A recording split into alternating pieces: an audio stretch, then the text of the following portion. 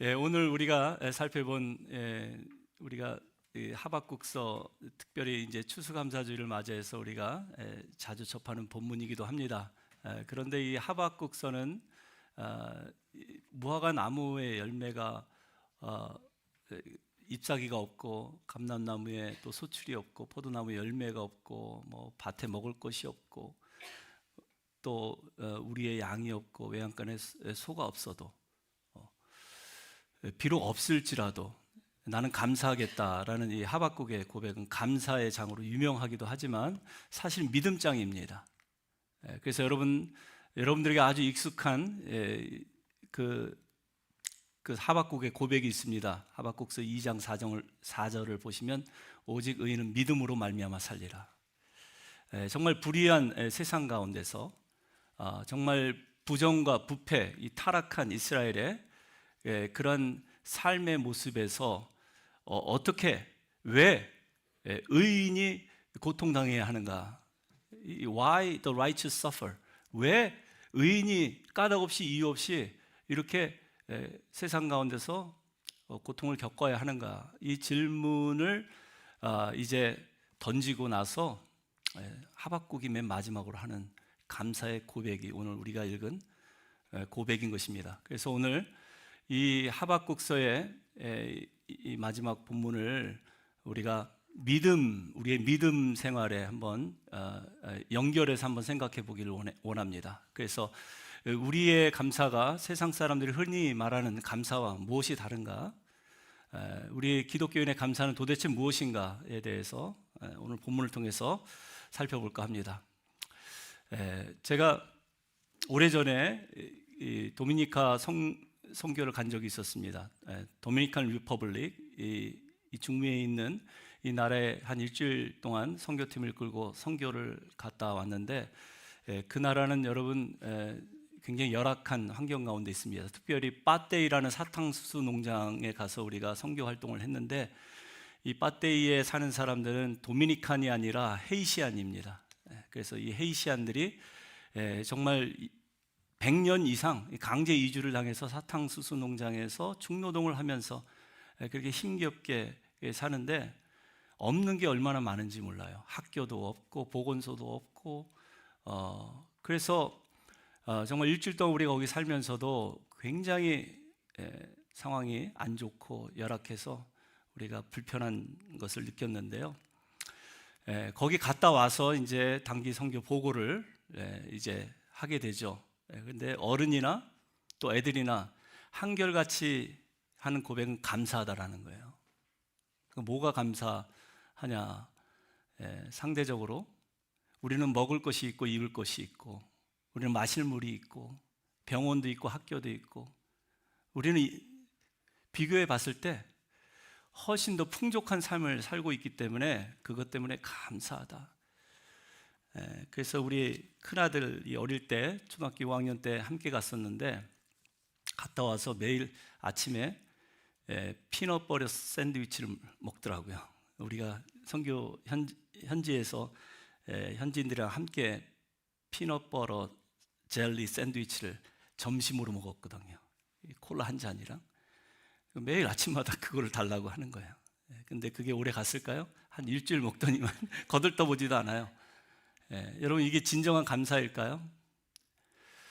우리가 세상적으로 사람들이 생각하는 그 감사와 우리 기독교인이 하는 감사는 아주 근본이 다릅니다. 우리의 감사는 어떻게 할까요? 오늘 본문 17절에 보시면 이 하박국의 감사의 내용을 잘 살펴보시면 강조된 말씀이 없으며, 없다, 없을지라도, 이 없다라는 이 표현이 6번이나 등장하고 있어요. 이게 지금 없다라는 것을 강조하고 있는 것이죠. 그러니까 우리의 상황과 형편이 어떠하다 할지라도, 비록 우리의 삶에 먹고 마시고 입을 것이 없고 결핍된 상황이라 할지라도, 그럼에도 불구하고 감사해야 한다는 거예요. 비록 없을지라도 감사해야 한다는 것입니다. 이것은 무조건적인 감사입니다. 이유 불문하고 감사하다라는 그런 절대 감사입니다. 사람이 감사할 조건과 이유가 있으면 누구나 다 감사할 수 있죠. 여러분들이 일하는 직장에서 누가 주급을 2배로 올려준다 그러면 감사가 되겠죠. 여러분들의 자녀들에게 연봉을 뭐 지금 5만 불에서 10만 불로 올려준다. 그러면 참 그 회사 감사하다. 그 사장 참 고맙다. 부모로서 그런 마음 느낄 수 있습니다. 여러분의 건강에 아무런 이상이 없고 혈당, 혈압, 콜레스테롤 다 정상이고 오장육부에 아무런 이상이 없다면 당연히 감사하겠죠. 왜 감사가 안 되겠습니까? 그런데 다시 말씀드리지만 우리 기독교인의 감사는 어떠한 조건, 만약에 이렇게 해주시면 감사합니다가 아니라 또 뭐 때문에 이유가 있어서 감사하는 것이 아니라 절대 감사라는 것입니다. 상황과 환경에 관계없는 감사. 매년 주급이 오르지 않아도, 아니 해고당할 위기에 있다 할지라도, 매상이 점점 줄어들고 그래서 가게 문을 닫아야 하는 형편이 된다 할지라도, 몸은 더 아파오고 복용해야 하는 약들은 날마다 늘어난다 할지라도, 이민생활 20년 30년 했는데도 내 이름으로는 집 한 채 없다 할지라도, 정권이 바뀌어서 신분 문제가 해결이 안 된다 할지라도, 그리 아니하실지라도 감사합니다. 주님 감사합니다. 그렇게 고백할 수 있는 저와 여러분 되시기를 바랍니다. 그러니까 그리 아니하실지라도 감사. 이 고백은 유명한 다니엘의 세 친구가 한 고백이죠. 한번 볼까요? 우리를 극렬히 타는 풀무불에 던진다 할지라도 하나님께서 능히 건져내시겠고 왕의 손에서도 건져내시리이다. 그리 아니하실지라도 왕이요, 우리는 왕의 신에게 절하지도 아니하겠고 왕이 세우신 금신상에게 절하지 아니하겠습니다. 여러분, 이 고백은 이 바벨론의 왕 느부갓네살이 신상을 지금 세워놓고 자기가 다스리는 모든 식민지 국가 할 것 없이 다 그 앞에 절하도록 명령을 한 거예요. 어명을 내린 겁니다.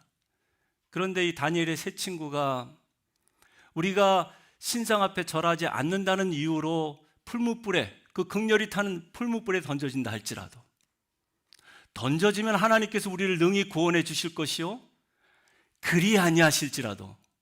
여러분, 우리가 믿는 하나님은 우리가 기도하면 우리의 기도를 들어주시는 하나님이십니다. 우리의 모든 삶의 위기와 위험 속에서 우리를 건져주시는 하나님이세요. 그런데 그리 아니하실지라도 나는 하나님이 아닌 우상 앞에 절할 수 없습니다. 이건 절대적인 믿음을 가진 믿음의 선포임을 기억할 수 있기를 바랍니다. 그래서 우리가 자주 부르는 복음성 가사 내용, 제가 일부 예배 때 불렀는데 제가 들어도 너무 은혜가 안 됩니다. 그래서 그냥 읽어드리겠습니다. 그리 아니하실지라도 감사해요. 주님 뜻을 믿기 때문이죠. 그리 아니하실지라도 사랑해요. 협력해서 선을 이루어요. 언제나 나를 향한 신실한 사랑, 우리를 향한 그 크신 사랑, 우리가 함께 높이며 주를 찬양해 할렐루야, 하나님께 영광. 여러분, 마음속으로 한번 여러분들은 노래를 한번 불러보세요. 얼마나 아름다운 고백입니까? 또 욥의 고백을 한번 들어보세요. 욥기 1장 21절의 한 고백입니다. 이르되 내가 모태에서 알몸으로 나왔사온즉 또한 알몸이 그리로 돌아가올지라. 주신 이도 여호와시오 거두신 이도 여호와시오니 여호와의 이름이 찬송을 받으실지어다 하고. 여러분, 지금 다 잃어버렸어요. 하루아침에 그것도. 어떻게 전 재산, 가진 소유를 하루아침에 다 날려버리고, 그리고 사랑하는 자식 10명의 아들, 딸들 하루아침에 다 잃어버렸어요. 그것도 모자라서 자기 자신은 잿더미에 앉아서 기아장으로 자기의 그 상한 몸을 벅벅 긁고 있는 이 욥이 한 고백입니다. 그는 입술로 범죄하지 않았다고 기록이 되어 있고 하나님을 향하여 원망하지 않았다는, 그 얘기는 뭐예요? 하나님께 오히려 감사했다라는 거예요. 이런 상황 속에서 감사할 수 있는 믿음 어디서 나왔을까요? 사도행전 16장에도 보시면 바울과 실라가 빌립보 지역에서 복음 전하다가 유대인들에게 잡혀서 매질당하고 감옥에 던져졌습니다. 여러분, 그 당시의 감옥과 지금의 교도소, 구치소와는 차원이 다르죠. 인권이 없습니다.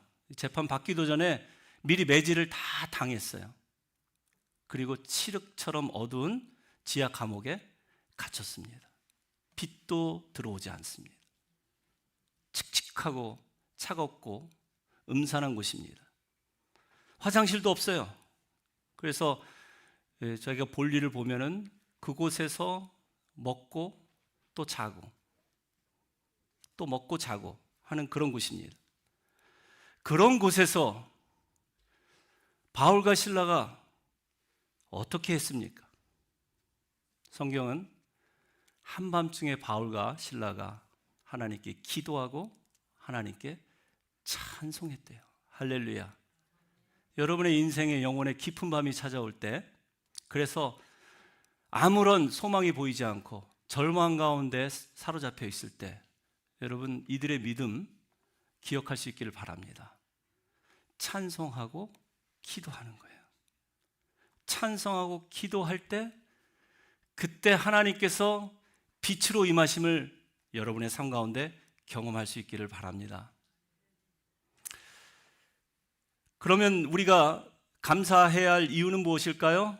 하박국 그 이유에 대해서 우리에게 이렇게 말합니다. 18절 한번 읽어볼까요? 나는 여호와로 말미암아 즐거워하며 나의 구원의 하나님으로 말미암아 기뻐하리로다. 그러니까 세상 사람들이 말하는 이 감사와는 완전히 차원이 다른 거예요. 어떤 상황과 조건이 좋아서, 어떤 이유가 있어서 그래서 감사하는 것이 아니라 뭐예요? 하나님 때문에. 하나님 때문에 감사하대요. 그 구원의 하나님으로 말미암아 내가 기뻐한다. 그렇게 고백하고 있습니다. 그러므로 여러분, 우리는 여호와 하나님이 누군지를 알아야 합니다. 호세아 선지자의 고백처럼 우리가 여호와를 알되 힘써 알아야 해요.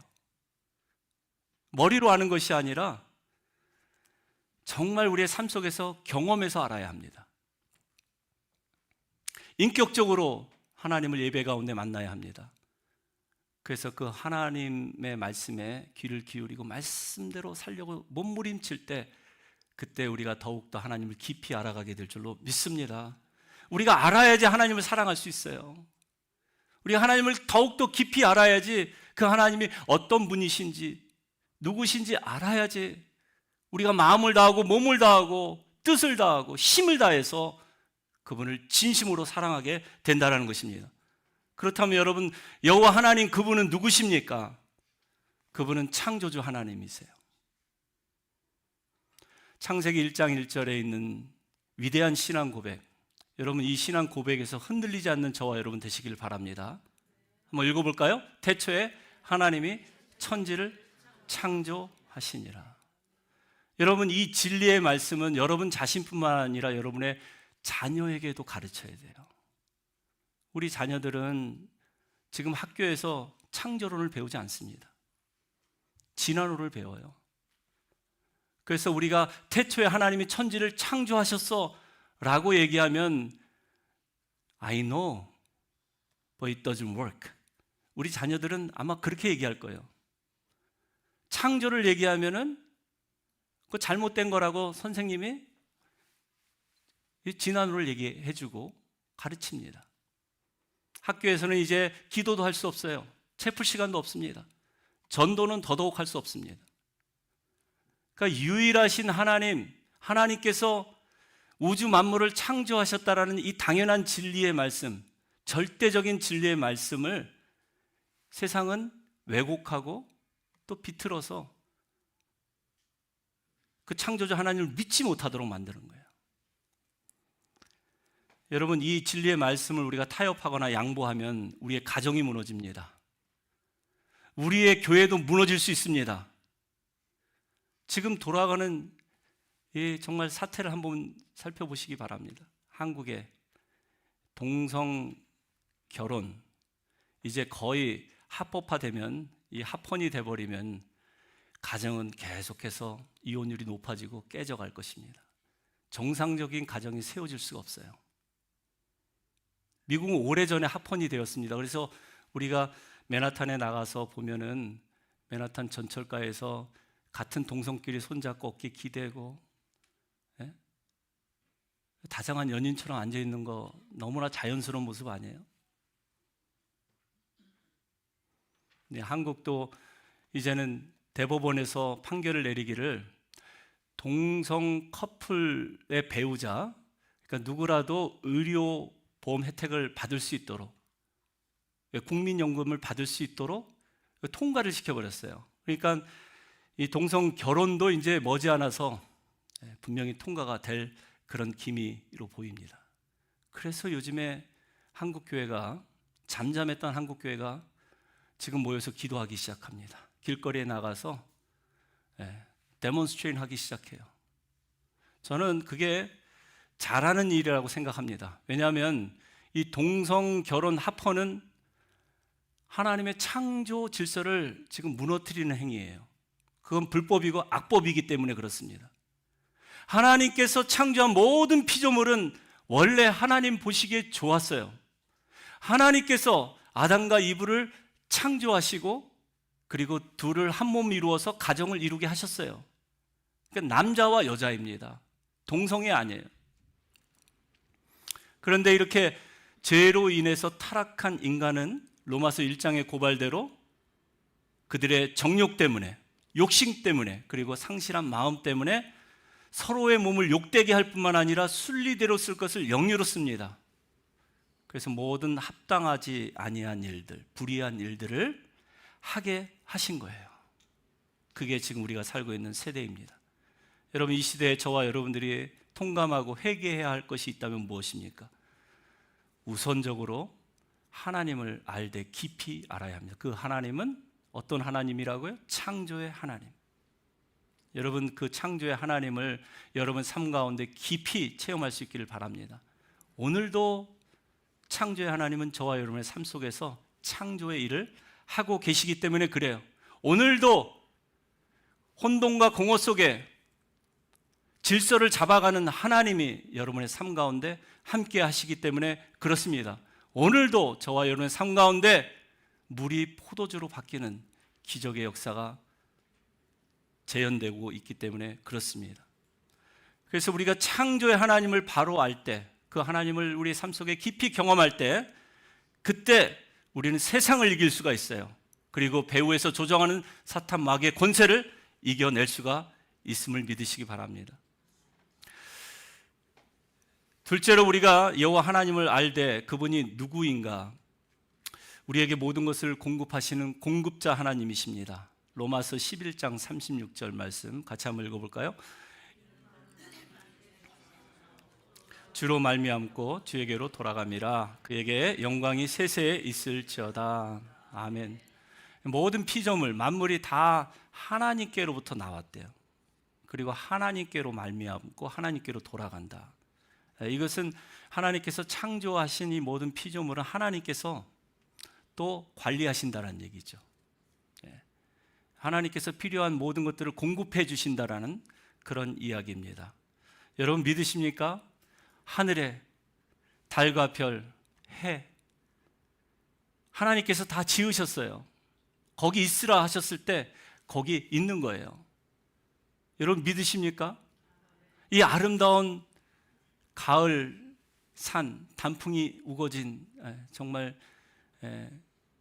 그 나무들 다 하나님께서 그렇게 만드신 거예요.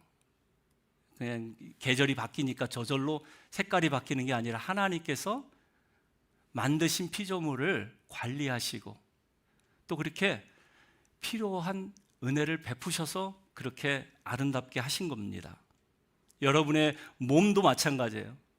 여러분의 신체 각 부분, 머리, 가슴, 어깨, 내장, 오장육부 다 하나님께서 손수 만드셨어요. 잘 만드셨죠?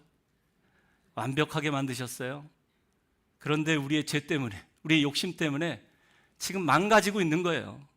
인간이 원래 100세까지 살다가 죽어야 하는 존재가 아닙니다. 영원 복락을 누리도록 그렇게 창조된 그런 하나님의 형상이었었어요.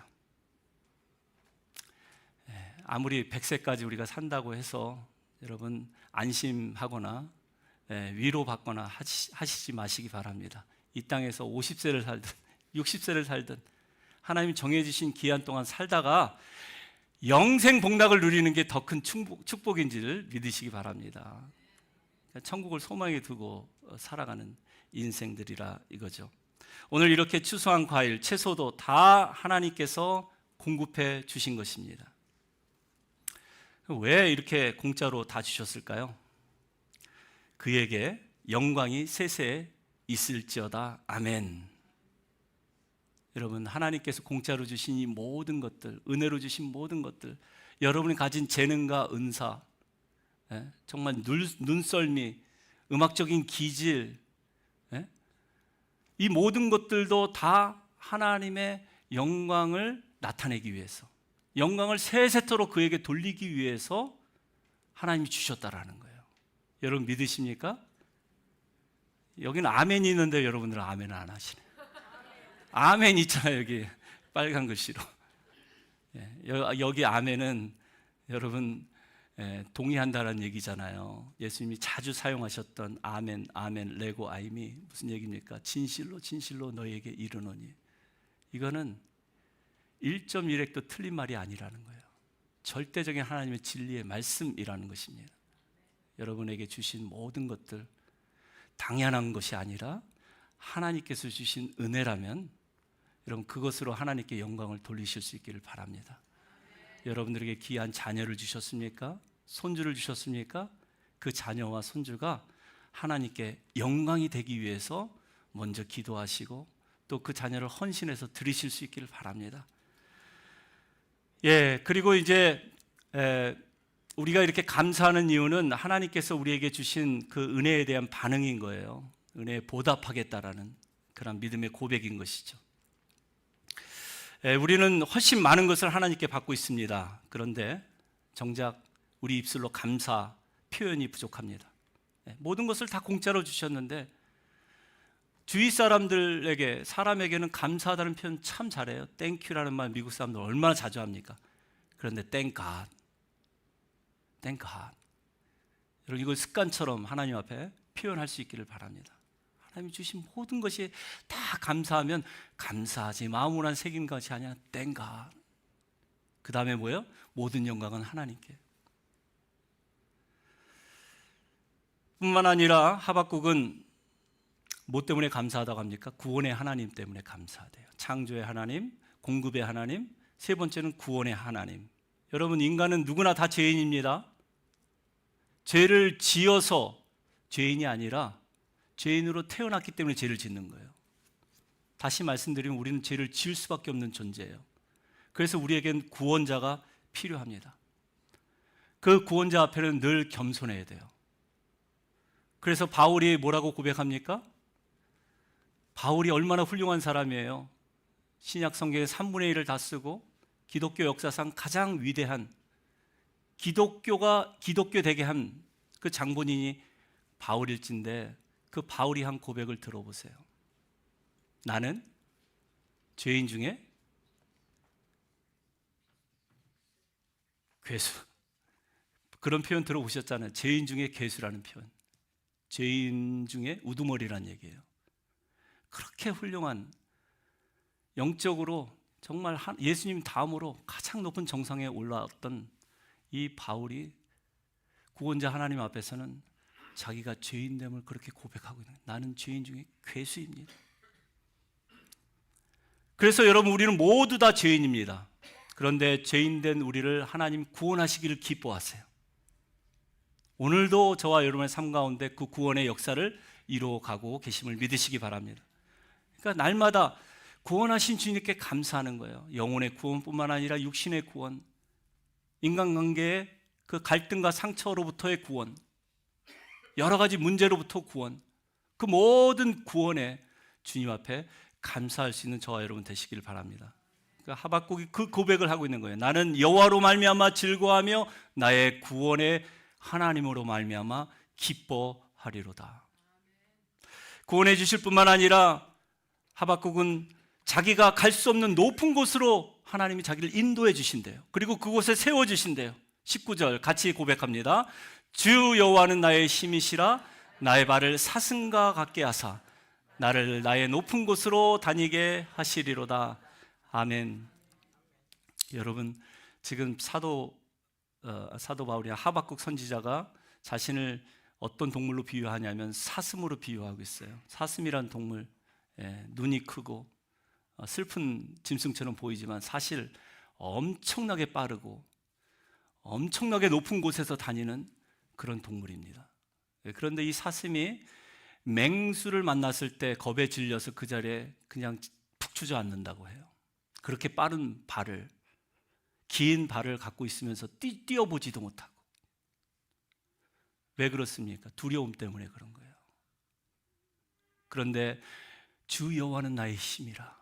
내가 이렇게 두렵고 위험한 상황 가운데 있지만 하나님을 바라볼 때 하나님께서 나의 구원자의 힘을 믿고 주 여호와는 나의 힘이십니다 라고 다시 일어날 때 그 사슴은 사자나 호랑이가 따라올 수 없는 그런 민첩함으로 높이 멀리 달아날 수 있음을 여러분 기억하시길 바랍니다. 원래 높은 곳을 다니는 그런 동물이에요. 여러분, 주기철 목사님은 여러분들이 아시는 바와 같이 일제 탄압과 또 신사참배라는 우상 숭배라는 그 우상 앞에 절하지 않는다는 이유로 순교를 당하셨습니다. 그런데 그분은 사슴과 같았어요. 결국은 신사참배를 거부하다가 순교를 당하셨지만 그는 날마다 저 높은 곳을 향해서 나아갔습니다. 그의 발바닥은 대못에 박혀서 피투성이가 되었지만 그는 날마다 저 높은 곳을 향해서 나아갔어요. 그리고 후렴구에 이렇게 고백하지 않습니까? 내 주여 내 맘 붙드사 그곳에 있게 하소서.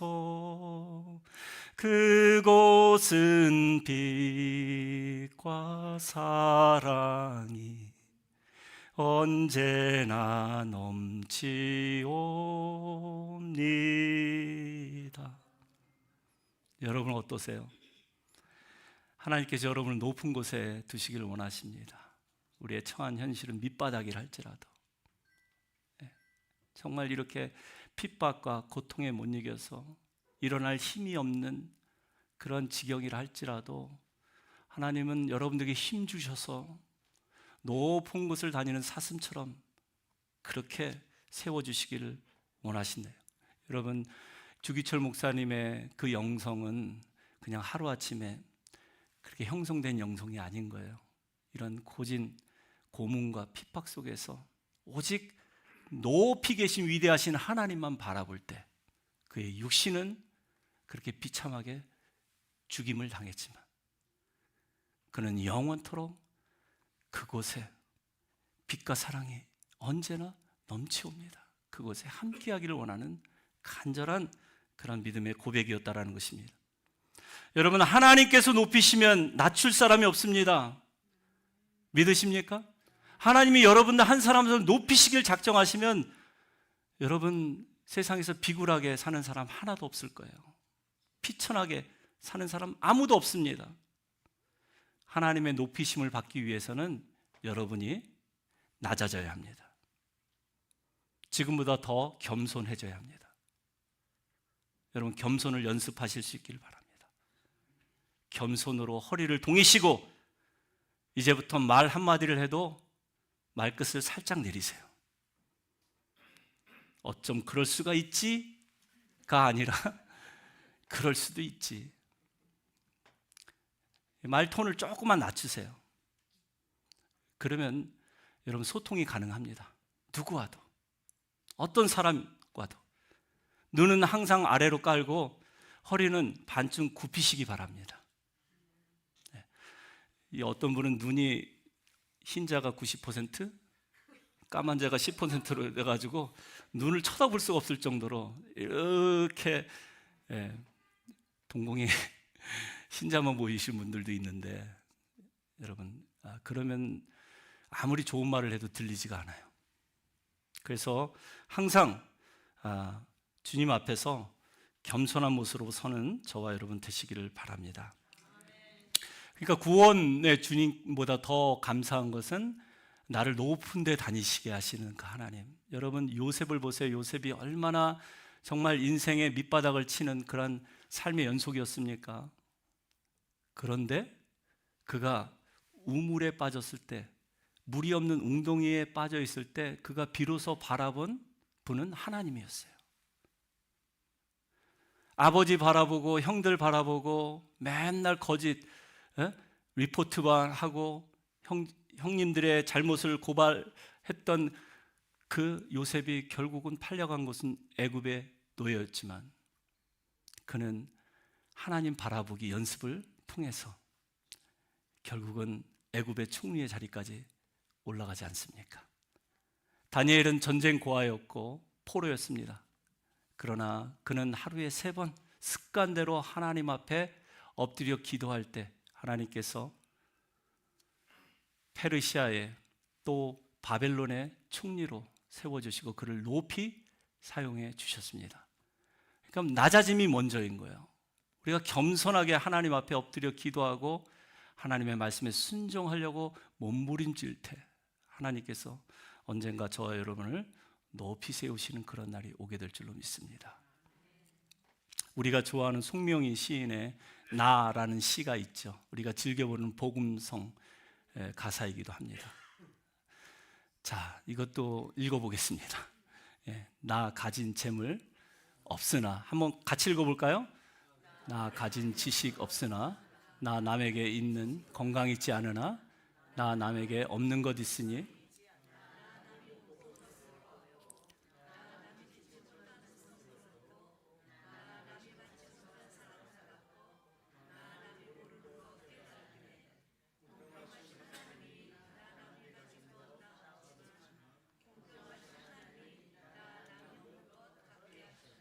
아멘.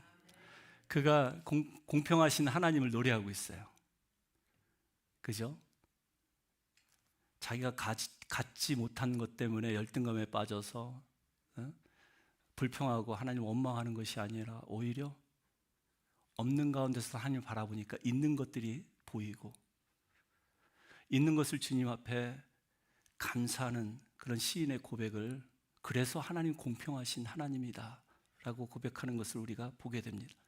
그런데 시인 송명희 씨는 그가 지은 200편의 주옥 같은 많은 시들이 있는데 그 중에 이 시는 별로 안 좋아한대요.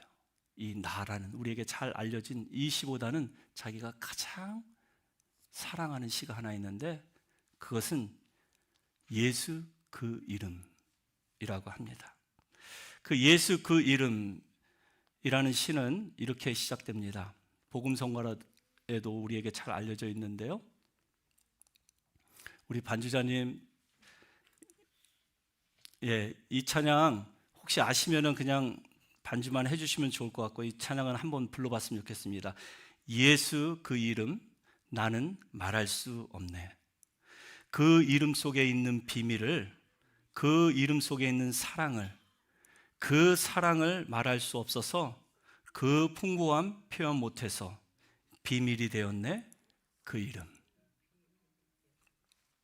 비밀이 되었네. 여러분, 이 예수 그 이름이라는 이 시를 지으면서 지금 이 시인의 그 포커스가 바뀌고 있습니다. 그 전에는 나였어요. 자기를 포커스에 맞춰서 자기에게 있는 것 없는 것, 그것을 이야기하고 그래서 하나님께 감사하다고, 하나님 공평하신 하나님이라고 했는데 이제는 나가 아니라 나를 구원하신 주, 나의 창조주 하나님, 나에게 은혜를 베푸시를 기뻐하시는, 공급하시는 하나님, 그 하나님을 생각하면서 이 찬양을 올려드린 것입니다. 같이 한번 불러볼까요? 예수 그 이름 나는 말할 수 없네. 그 이름 속에 있는 비밀을, 그 이름 속에 있는 사랑을, 그 사랑을 말할 수 없어서, 말할 수 없어서 그 풍부함, 그 풍부함 표현 못해서 비밀이 되었네. 그 이름 비밀이 되었네. 사람들 그 이름, 사람들 그 이름 건축자의 버린 돌처럼 버렸지만 내 마음에 새겨진 이름은 아름다운 보석. 내게 있는 귀한 비밀이라, 내게 있는 귀한 그 이름, 내 마음속에 숨겨진 기쁨, 내 마음에 숨겨진 기쁨. 예수, 오 그 이름 나는 말할 수 없네. 그 이름의 비밀을, 그 이름의 사랑. 아멘. 네, 오늘 추수감사절을 맞이해서 여러분의 감사는 어떻습니까? 어떤 상황과 형편이 나아져서 감사한 것이 아니라, 어떤 특별한 조건과 이유가 있어서 하나님께 감사하는 것이 아니라, 비록 없을지라도 감사하는 저와 여러분 되시길 바랍니다. 그러나 감사, 그래도 감사, 그러므로 감사, 그래도 감사. 무엇보다도 하나님 안에 있기 때문에, 예수님 안에 있기 때문에 감사할 수 있는 저와 여러분 되시기를 바랍니다.